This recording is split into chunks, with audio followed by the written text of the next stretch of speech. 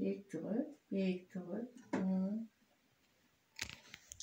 Mına бұл қызымдың көзінің тамыры мына қатып, мына büyük тамырлар күйіп қалыпты. Неге дегенде телефонды көп қарайды. Кечінде қараңғыда жатып алып, полностью телефон қарайды. Мына мен ошондуктан ата-энеге айтам, қачан телефон сатып берсеңер, дарысын, ачкысын қоша сатып бергиле депчи. И телефонды көп қараған, уже бүтті көзді бұзған, тамыры полностью күйіп қалады.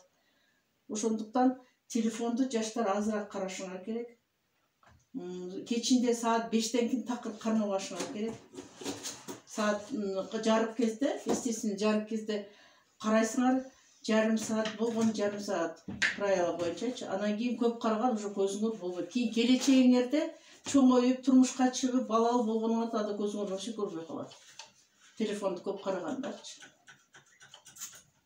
Вот ошол азыр сага дары беребиз. Ошол дарыны куясың 2 мал, анан кийин 3 ай. 3 айдын ичинде анан сенин көзүң өзгөрүлөр пайда болуп калат, жакшы болуп бастайт кете баштайт. Анан жаңкы мына телефон менен ошоңуз.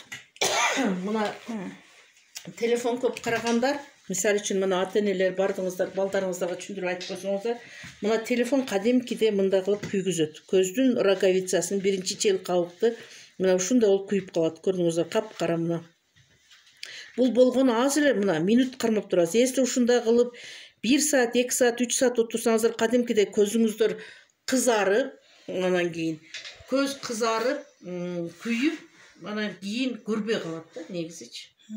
Эми ачкыны коюп жаңыраак пробовать берсеңиз. Жаңы бул защитный очки да. Анын кереги жок. Рахмат. Бул кызга дары берели.